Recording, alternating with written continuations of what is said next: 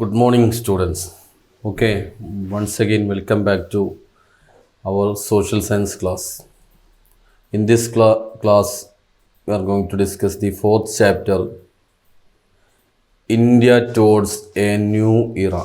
India towards a new era. India ഒരു പുതുയുഗത്തിലേക്ക് എന്ന ചാപ്റ്ററാണ് നമ്മൾ നോക്കാൻ പോകുന്നത്.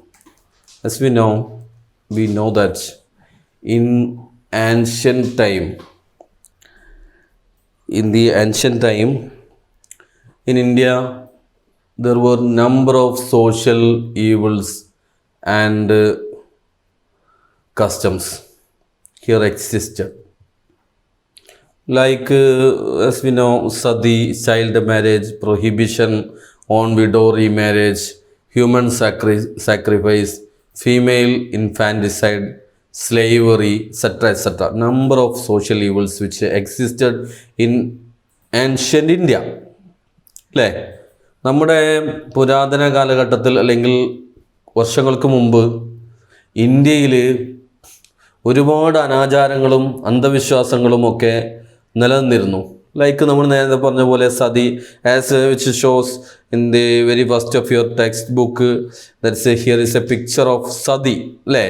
In Malayalam we can say, അതിൻ്റെ ഒരു ചുരുക്കം എന്താണെന്ന് വെച്ച് കഴിഞ്ഞാൽ, ഈ സതി എന്ന് പറയുന്ന അനാചാരം ഒരു കുടുംബത്തിലെ ഭർത്താവ് മരണപ്പെട്ടു കഴിഞ്ഞാൽ ആ ഭർത്താവിൻ്റെ ചിതയിൽ ആരും കൂടി മരണം കൈവരിക്കണം.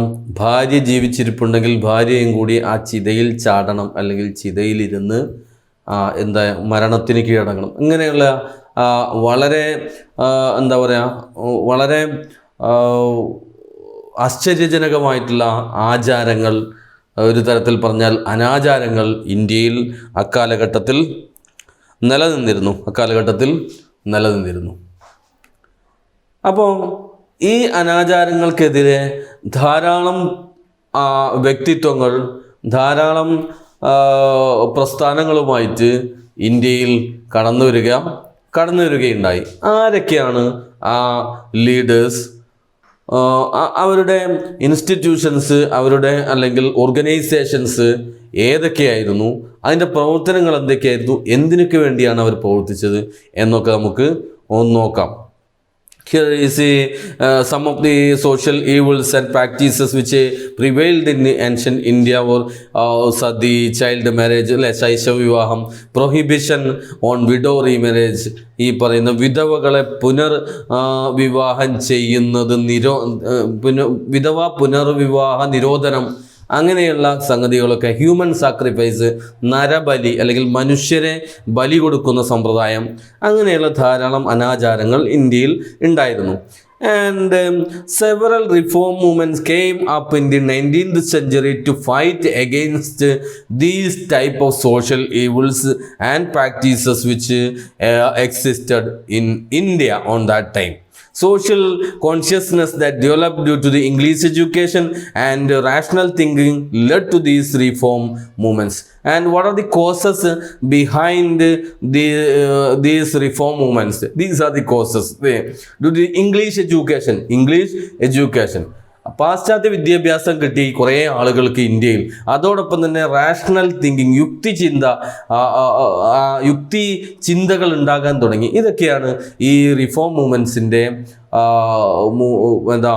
വരവിന് ഇന്ത്യയിൽ കാരണമായത്. The protest against the evil customs and superstitions, freedom of woman, spread of education and A sense of pride on Indian culture were the common features of these movements. The protest against the evil customs and superstitions, freedom of women, spread of education and sense of pride on Indian culture. These were the common features of these movements. അല്ലെങ്കിൽ ഇങ്ങനെ ഈ social ഈവിൾസിനെതിരെ 19th സെഞ്ചുറിയിൽ ഇന്ത്യയിൽ ഉണ്ടായ ഈ ഓർഗനൈസേഷനെ ഒരു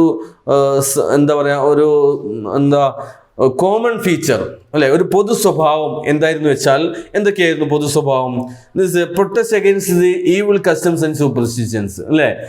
എന്തിനായിരുന്നു?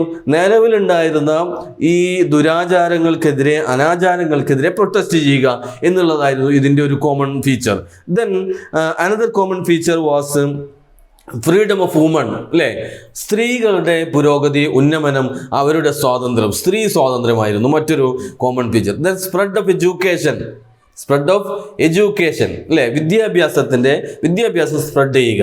Then and sense of pride on Indian culture, അല്ലേ? ഇന്ത്യൻ സംസ്കാരത്തിൻ്റെ ഒരു അഭിമാനമാണ് എന്ന ആ ഒരു sense. And were the common features of all these movements which emerged in Indian society in the 19th century. And let's familiarize with the important reform movements and the leaders who initiated for these reform movements. First of all, we are going to study the father of Indian Renaissance was known as Rajaram Mohan Roy. Rajaram Mohan Roy is an important leader who conducted number of protests against these social evils. Rajaram Mohan Roy, who gained Western education, strongly condemned the evil practices like sati and child marriage that prevailed in Indian society. അല്ലേ? അന്ന് Indian സൊസൈറ്റിയിൽ ഉണ്ടായിരുന്ന ശൈശവ വിവാഹത്തെയും child മാരേജിനെയും ഒക്കെ അതിശക്തമായിട്ട് എതിർത്ത ഒരു English educated personality ആയിരുന്നു Rajaram Mohan Roy. And his campaign against Sati persuaded Lord William Bentinck, the British Governor General, to abolish Sati. The works of Rajaram Mohan Roy, he inspired William Bentinck to prohibit Sati. അല്ലേ? അന്നത്തെ ഇന്ത്യയിലെ British governor general ആയിരുന്ന William ബെന്റിക്കിനെ കൊണ്ട് സതി എന്ന് പറയുന്ന ദുരാചാരത്തെ ഈ സമൂഹത്തിൽ നിർത്തലാക്കാൻ വേണ്ടി ഉള്ള നിയമം പാസ്സാക്കാൻ ഈ രാജാറാം മോഹൻ റോയുടെ പ്രവർത്തനങ്ങൾക്ക് സാധിച്ചു. അദ്ദേഹത്തിൻ്റെ പ്രവർത്തനത്തിന് ഫലമായിട്ട്, അദ്ദേഹത്തിൻ്റെ പ്രേരണയാൽ വില്യം ബെന്റിക്ക്, അന്നത്തെ ഗവർണർ ജനറൽ വില്യം ബെന്റിക്ക് എന്ത് ചെയ്തു? സതി പ്രൊഹിബിറ്റ് ചെയ്തു, അബോളിഷ് ചെയ്തു. He founded Brahmo Samaj to propagate his ideology and gave the message that the ideals of all religions are basically the same. All religions propagate the same thing. He propagated. Rajaram Mohan Roy propagated his organization named Brahmaraj. Through his organization Brahma Samaj എന്ന് പറയുന്ന ഒരു organisation അദ്ദേഹം സ്ഥാപിക്കുകയും അദ്ദേഹത്തിൻ്റെ ഐഡിയോളജികൾ അതിലൂടെ പ്രചരിപ്പിക്കുകയും ചെയ്തു. അങ്ങനെ പ്രചരിപ്പിച്ച അദ്ദേഹത്തിൻ്റെ ബേസിക് ഐഡിയ എന്ന് പറയുന്നത് all religions are basically the same. എല്ലാ റിലീജിയനും പ്രൊപ്പഗേറ്റ് ചെയ്യുന്നത് same ഐഡിയയാണ്.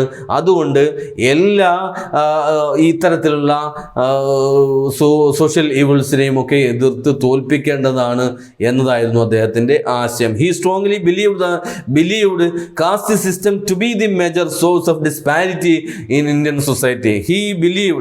Rajaram Mohan Roy believed that caste system is the major source of disparity in Indian society. Indian സൊസൈറ്റിയിൽ വേർതിരിവുണ്ടാക്കുന്ന ഏറ്റവും പ്രധാനപ്പെട്ട ഒരു ഫാക്ടർ എന്ന് പറയുന്നത് ഇവിടെ നിലനിൽക്കുന്ന കാസ്റ്റ് സിസ്റ്റമാണ്, ജാതി വ്യവസ്ഥയാണ് എന്നാണ് അദ്ദേഹം വിശ്വസിച്ചത്.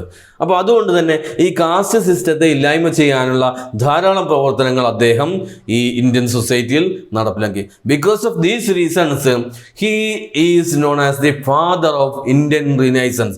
Rajaram Mohan Roy is the father of Indian renaissance. Indian നവോത്ഥാനത്തിൻ്റെ പിതാവ്, ഇന്ത്യൻ റിനൈസൻസിൻ്റെ പിതാവ് എന്നറിയപ്പെടുന്നത് Rajaram Mohan Roy. Because of his works, Rajaram Mohan Roy, his movement or his organization was called Brahma Swaraj. He founded the organization named Brahma Samaj to propagate his ideas. Then another famous leader was Swami Dayananda Saraswati. And he was the leader of Indian Renaissance who attacked the caste system and condemned idol worship. He condemned the idol worship. വിഗ്രഹാരാധനയെ അദ്ദേഹം എതിർക്കുകയും ഈ cast സിസ്റ്റത്തെ വളരെ അതിശക്തമായി എതിർക്കുകയും ചെയ്ത one of the renaissance leader was Swami Dayananda Saraswati. He disseminated his ideology. To disseminate his ideology, he founded an organization called Arya Samaj. Arya Samaj. The organization of Raja Ram Mohan Roy was Brahma Samaj, and his Swami Dayananda Saraswati's organization was called Arya Samaj. He gave the call, go back to Vedas, go back to Vedas. അദ്ദേഹം ഒരു മന്ത്രം അല്ലെങ്കിൽ അദ്ദേഹം ജനങ്ങളോട് ആഹ്വാനം ചെയ്തെന്താ? Go back to Vedas, വേദങ്ങളിലേക്ക് തിരിച്ചു പോവുക, അല്ലെങ്കിൽ വേദം അക്ഷരാർത്ഥത്തിൽ പാലിക്കുക എന്നായിരുന്നു അദ്ദേഹം ഉത്ബോധനം ചെയ്തത് ജനങ്ങളോട്. അപ്പോൾ അദ്ദേഹത്തിൻ്റെ organization was called, Swami Dayananda സരസ്വതിയുടെ organization was called Arya Samaj, and he gave the call, go back to Vedas. And another important leader was Jyotirao Phule. We already discussed Raja Ram Mohan Roy and Swami Dayananda Saraswati. Then another leader was Jyotirao Phule condemned caste system and promoted widow remarriage. So all these were the social evils which existed in the Indian society that in the 19th century. That's prohibition of widow remarriage, caste system, sati, child marriage, and so on. All these leaders opposed or fought against all these systems or these evil systems. Here Jyotirao Phule also fought against the caste system, and he promoted widow remarriage. വിധവകളുടെ പുനർവിവാഹത്തെ അദ്ദേഹം promote ചെയ്തു. അതോടൊപ്പം തന്നെ നിലവിലുണ്ടായിരുന്ന ജാതി വ്യവസ്ഥയെ അതിശക്തമായിട്ട് അദ്ദേഹം ഈ പറയുന്ന ജ്യോതിറാവ് ഫൂലെ എതിർക്കുകയും. And he argued that free and compulsory education should be provided to children up to 12 years and gave primary concern to the education of the weaker sections and women. He was an advisor for the education. വിദ്യാഭ്യാസത്തെ വളരെ അതിശക്തമായിട്ട് പിന്താങ്ങിയ അല്ലെങ്കിൽ പ്രോത്സാഹിപ്പിച്ച one of the leader was Jyotirao Phule. And for these purposes he founded an organization named Satya Shodhak Samaj. Jyotirao Phule. And as we know, Raja Ram Mohan Roy, Brahma Samaj, Swami Dayananda Saraswati, Arya Samaj. Here Jyotirao Phule, Satya Shodhak Samaj. And another leader was Pandit Ramabai. Pandit Ramabai founded Arya Mahila Sabha related to women's, an organization for the uplift of the women's. സ്ത്രീകളുടെ ഉന്നമനത്തിന് വേണ്ടി പണ്ഡിത രമാബായി സ്ഥാപിച്ച one of the organization was called Arya Mahila Sabha. And she fought against the social inequalities faced by women and worked tirelessly for women's education and the empowerment of widows. അല്ലേ? ഈ പറയുന്ന സ്ത്രീകളുടെ ഉന്നമനത്തിന് വേണ്ടി അതിശക്തമായിട്ട് പ്രക്ഷോഭം നടത്തുകയും ഈ വിഡോസിൻ്റെ വിധവകളുടെ പുരോഗതിക്ക് വേണ്ടി പ്രവർത്തിക്കുകയും ചെയ്ത one of the lady leader was this Pandita Ramabai. And she organized an association named or organization named Arya Mahila Sabha. And one of the another important leader among Muslims were Sir Syed Ahmad Khan. We already discussed the father of Indian Renaissance, Raja Ram Mohan Roy, then Swami Dayananda Saraswati, Jyotirao Phule, and Pandit Ramabai. Here Sir Syed Ahmad Khan, his movement, Sir Syed Ahmad Khan led movement for the spread of modern education among Muslims. ഈ ആധുനിക വിദ്യാഭ്യാസം, especially English education among മുസ്ലിംസിൻ്റെ ഇടയിൽ ഈ ആധുനിക വിദ്യാഭ്യാസം spread ചെയ്യാനുള്ള പ്രവർത്തനങ്ങളാണ് സർ സയ്യിദ് അഹമ്മദ് ഖാൻ അതിനുവേണ്ടി അദ്ദേഹം he established Mohammedan Anglo Oriental College and this organization became Aligarh Muslim University. നമുക്കറിയാം അല്ലേ, ഇന്നുള്ള അലിഗഡ് മുസ്ലിം യൂണിവേഴ്സിറ്റി ആയിട്ട് മാറിയത് അദ്ദേഹത്തിന് സർ സയ്യിദ് അഹമ്മദ് ഖാൻ്റെ ഈ പറയുന്ന മുഹമ്മദൻ ആംഗ്ലോ ഓറിയന്റൽ കോളേജാണ് പിന്നീട് അലിഗഡ് മുസ്ലിം യൂണിവേഴ്സിറ്റി ആയിട്ട് പരിണമിച്ചത്. One of his remarks on the Hindu Muslim unity is both Hindus and Muslims breathe the air of India, drink the water of Ganga and Yamuna, and we both feed upon the products of the Indian soil. We are together in life and in death. His idea, Sir Syed Ahmad Khan's idea, he propagate this idea, both Hindus and Muslims birth the air of India. അല്ലേ, ഇന്ത്യയിലെ ഹിന്ദുവും മുസൽമാനും ശ്വസിക്കുന്നത് ഇന്ത്യയിലെ വായുവാണ്. And ഇന്ത്യയിലെ മുസൽമാനും ഹിന്ദുവും കുടിക്കുന്നത് ഗംഗയിലെയും യമുനയിലെയും വെള്ളമാണ്. മാത്രമല്ല ഇന്ത്യയിലെ മണ്ണിൽ വിളയിച്ച ധാന്യമാണ് അല്ലെങ്കിൽ ഭക്ഷണമാണ് ഇന്ത്യയിലെ ഹിന്ദുവും മുസൽമാനും ഭക്ഷിക്കുന്നത്. ഈ ഐഡിയ അദ്ദേഹം രാജ്യത്ത് പ്രചരിപ്പിച്ചു. This for the unity among the Hindus and Muslims. അങ്ങനെ അവസാനം അദ്ദേഹം പറഞ്ഞു, we are together in life, നമ്മൾ ഒരുമിച്ച് ജീവിക്കും, ആൻഡ് ഇൻ ഡെത്ത്, മരണത്തിലും നമ്മൾ ഒരുമിച്ച് നിൽക്കും എന്ന്. For the unity among Hindus and Muslims, Sir Sayyid Ahmed Khan.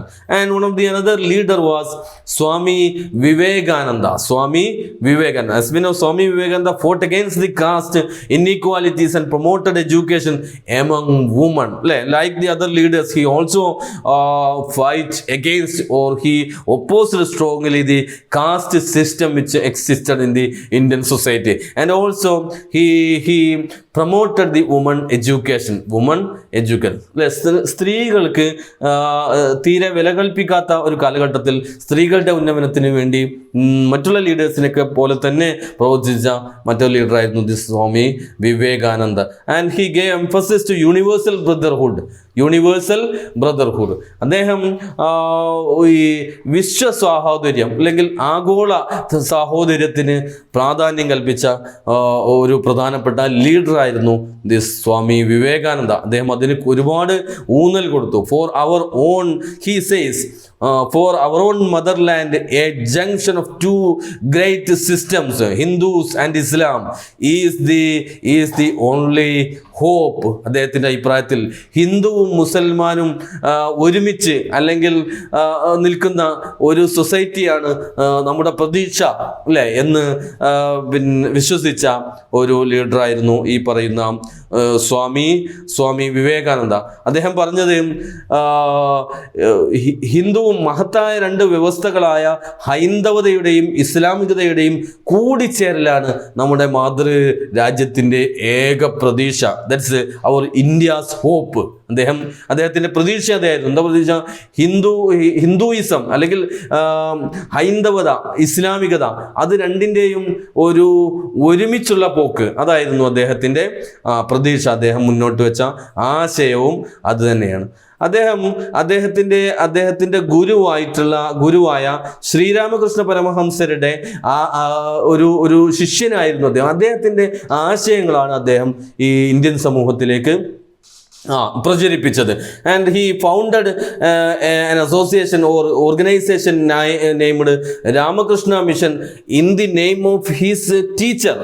ശ്രീരാമകൃഷ്ണൻ്റെ പേരിൽ ഈ സ്വാമി വിവേകാനന്ദൻ ഒരു ഓർഗനൈസേഷൻ എസ്റ്റാബ്ലിഷ് ചെയ്തു. That was Ramakrishna Mission, and to propagate the teaching of his teacher or master, that is Sri Ramakrishna Paramahamsar. And the mission established several educational institutions all over India, and he played an important role in awakening the nationalistic feeling and self-respect among the among the Indian people. In short, there were number of national leaders who propagated their ideas through their own institutions for the welfare of the Indian society, or to abolish the social evils existed in the Indian society, and for the upliftment of the Indian women, and for the sake of the Indian children, and so on. Number of leaders worked hard for the Indian society, in short. അല്ലേ? ശരിക്കും പറഞ്ഞാൽ നമുക്ക് പറയാം, ഇന്ത്യയിൽ അക്കാലഘട്ടത്തിൽ അല്ലെങ്കിൽ 19th സെഞ്ചുറിയിൽ ഇന്ത്യയിൽ ധാരാളം social റിഫോർമേറ്റേഴ്സ് ആയിട്ടുള്ള ലീഡേഴ്സ് ഉയർന്നു വരികയും അവരും അവരുടെ പ്രസ്ഥാനങ്ങളുമായിട്ട് ഇന്ത്യൻ സൊസൈറ്റിയിൽ അതുവരെ നിലനിന്നിരുന്ന ഈ പറയുന്ന ചൈൽഡ് മാരേജ് പോലെയുള്ള, അല്ലെങ്കിൽ സതിയെ പോലെ, അല്ലെങ്കിൽ കാസ്റ്റ് സിസ്റ്റത്തെ പോലെ, അതും അല്ലെങ്കിൽ പ്രൊഹിബിഷൻ ഓഫ് വിഡോ മാരേജ് പോലെയുള്ള ധാരാളം സൂപ്പർസ്റ്റിഷൻസ് അല്ലെങ്കിൽ സോഷ്യൽ ഈവിൾസ്, ദുരാചാരങ്ങൾ ഉണ്ടായിരുന്നു. ഇതിനൊക്കെ എതിരെ പോരാടുകയും ഇന്ത്യൻ സൊസൈറ്റിയെ നവീകരിക്കുന്നതിന് വേണ്ടി പ്രവർത്തിക്കുകയും ചെയ്തു. ഇത്തരത്തിലുള്ള leaders like Rajaram Mohan Roy, Swami Dayananda Saraswati, Jyotirao Phule, Pandit Ramabai, Sir Sayyid Ahmed Khan, Swami Vivekananda, and so on, number of leaders. Okay, I think you are clear with this portion, and let's wind up today's class. Thank you.